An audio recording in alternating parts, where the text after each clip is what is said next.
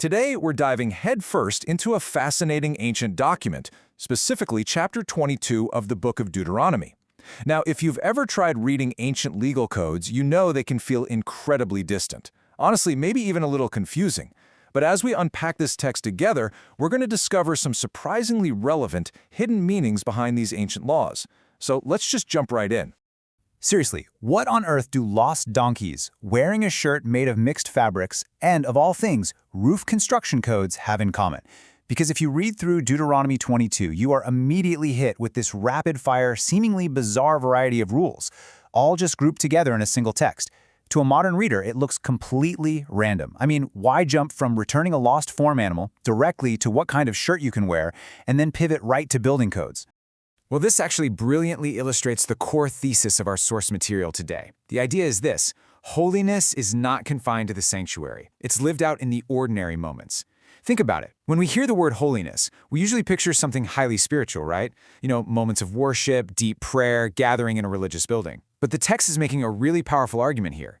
True holiness is actually about the mundane, everyday actions we take. It's all about how we treat our neighbors, how we care for creation, and how we manage our personal responsibilities.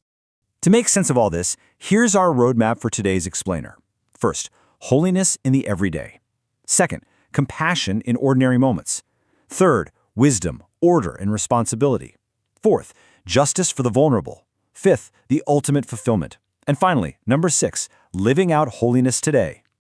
All right, section 1. Holiness in the everyday. Finding meaning in the mundane. Moving right along to section 2. Compassion in ordinary moments, helping the neighbor. So through these seemingly diverse, kind of random laws, God was actually doing something highly intentional.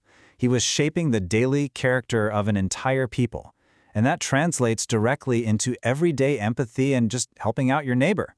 The chapter opens with laws about getting involved in your neighbor's practical problems. Look, if an Israelite found a stray ox or sheep, they couldn't just walk past it. No way. They had to return it. If the owner wasn't nearby, they had to house the animal themselves until it was claimed. Same goes for a lost garment or literally any lost thing. And if they saw a neighbor's donkey or ox fallen on the road, they were legally obligated to help lift it up. The text is emphasizing that true righteousness isn't just about avoiding evil. It's about actively stepping up to do good when you see a practical need right in front of you. And this brings us to a really powerful contrast. Twice in this ancient passage, there's a very specific warning. You must not hide yourself. Think about human nature for a second. When we see someone broken down on the side of the road or a neighbor dealing with a massive problem, our tendency is often to just look away, right? To pretend we didn't see it, because getting involved is, inconvenient. But the timeless principle here, drawn directly from the source, is that love notices, love acts. God was teaching this ancient community that genuine compassion absolutely does not hide from the needs of others. Section 3. Wisdom, Order, and Responsibility. Respecting boundaries. Okay, so this is where we address those laws that seem completely strange and totally unrelated to modern readers at first glance, starting with how you build your house. Deuteronomy 22:8 commands the building of a parapet. Now, what's a parapet? It's a protective low wall built around the flat roof of a new house. Think of it kind of like ancient OSHA compliance.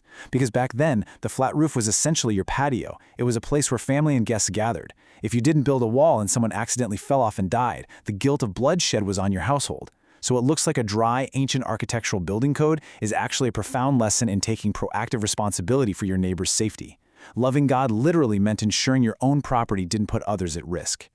From architecture, we move to the laws of distinction. Do not sow vineyards with mixed seeds. Do not plow with an ox and a donkey together. Do not wear mixed fabrics like wool and linen, and make tassels on the 4 corners of your clothing. Okay, why? Well, our source notes that these commands reminded Israel that God is not the author of confusion, but of order. Take the animals, for example. An ox and a donkey have totally different strengths and gaits, so yoking them together is just cruel and inefficient.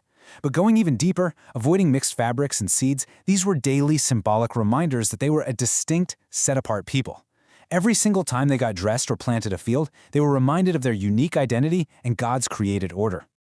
That brings us to section 4, justice for the vulnerable, purity and protection. Now, the second half of Deuteronomy 22 deals with much heavier matters. We're talking marriage, personal integrity, false accusations, and assault. And looking at this ancient legal framework, we can really see how it operated in practice, grounded deeply in God's unchanging character. First up, in cases of consensual sin that violated the marriage covenant, both parties faced capital punishment. This upheld strict community purity and shared accountability. But in cases of violent assault, particularly out in the countryside where victims' cries for help couldn't be heard, the law was absolute. Only the attacker was punished. The woman was completely legally protected and bore absolutely no guilt whatsoever for a crime committed against her. Finally, if a man falsely accused his new bride of not being a virgin just to ruin her reputation, he was publicly punished, fined a heavy 100 shekels of silver, and lost the right to ever divorce her. As our source clearly points out, this was incredibly revolutionary for its time. I mean, long before surrounding nations recognized anything close to such protections, God's law upheld truth. It aggressively defended the vulnerable, and it restrained injustice, importantly, without ever shaming the victim. The full weight of responsibility was placed exactly where it belonged, on the offender. The goal here wasn't just to punish, but to establish a community truly marked by real justice, accountability, and mercy. All right, Section 5, the ultimate fulfillment, moving from law to Christ.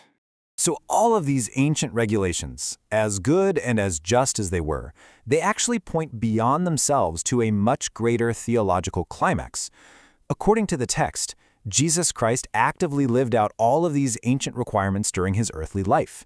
He loved his neighbor without hesitation. He never ever hid himself from those in need. He showed immense compassion to the weak. He actively defended those who were falsely accused. He protected the vulnerable, and he lived in absolute perfect holiness before God. Jesus was essentially the living embodiment of every single principle we've just uncovered in Deuteronomy 22. And this brilliantly illustrates the difference between the ancient law and the ultimate fulfillment in Christ. The law on one hand reveals sin and establishes the perfect standard of justice and holiness. But the thing is, it can't save you. Christ, on the other hand, accomplished what the ancient regulations alone could never do. At the cross, he bore the penalty of the law. And through his death and resurrection, he offers forgiveness to those who have failed, healing to the wounded, and an entirely new life.